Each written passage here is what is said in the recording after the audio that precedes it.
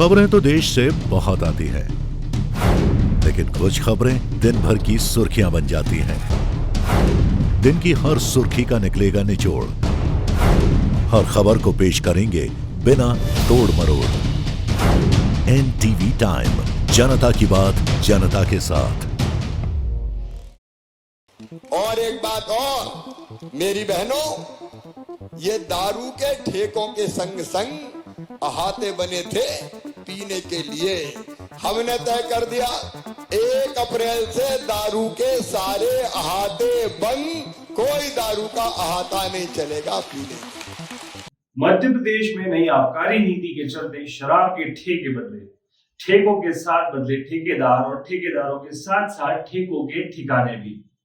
शहर और कस्बों में यहाँ वहां शराब की दुकानें खुल जाने से न सिर्फ आम जन में बल्कि समाज के एक ऐसे वर्ग में भी आक्रोश है जो शराबखोरी को बतौर एक विसंगति के तौर पर देखते हैं।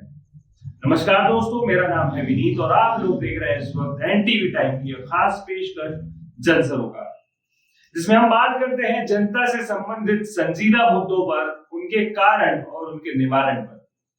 पिछले दिनों शासन की नई आबकारी नीति आई जिसमें शराब के ठेकों पर आहतों में बैठाकर शराब पिलाना पूर्ण रूप से प्रतिबंधित कर दिया गया।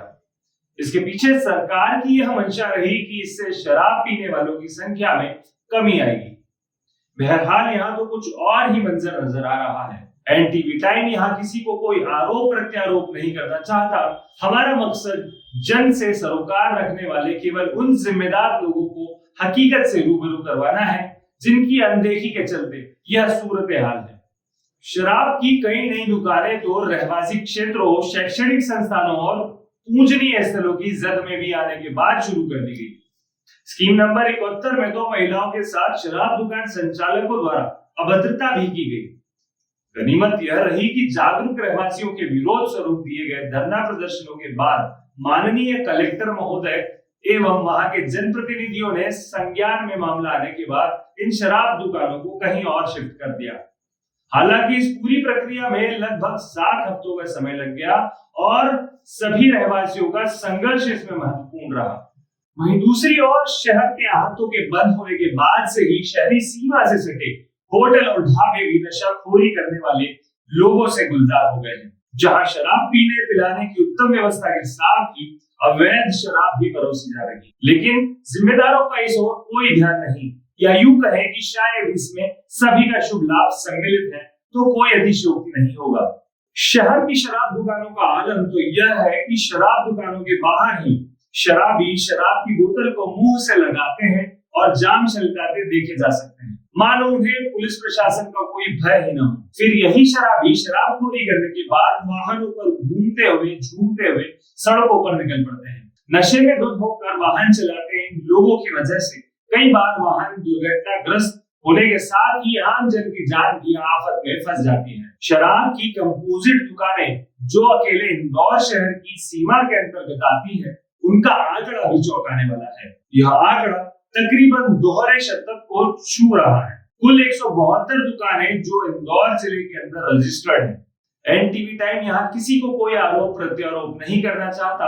हमारा मकसद केवल जन से सरोकार रखने वाले केवल उन जिम्मेदार लोगों को हकीकत से रूबरू करवाना है जिनकी अनदेखी के चलते यह सूरत हाल है। जन से संबंधित मुद्दों पर होगी फिर वही बात। हम लोग करेंगे कल दोबारा आपसे मुलाकात, इसी समय पर, इसी चैनल, इसी जगह पर। मैं विनीत लेता हूं आपसे अलविदा। ताजा तरीन खबरों के लिए देखते रहिए एनटीवी टाइम्स। यही मौका है बिजनेस को बढ़ाने का, पर पैसा। अपनी सुपर पावर यूज करने का टाइम आ गया है। अब टेंशन मत लीजिए, IIFL फाइनेंस से झटपट गोल्ड लोन लीजिए और बिजनेस आगे बढ़ाइए। आपके जैसे सुपर हीरोज ऐसी छोटी मोटी प्रॉब्लम से थोड़ी ना रुकते हैं, इसीलिए लाइफ जब भी आगे बढ़ने का मौका दे तो अपनी सुपर पावर, अपना गोल्ड यूज करिए और IIFL फाइनेंस से गोल्ड लोन लीजिए। IIFL फाइनेंस करता है सीधी बात।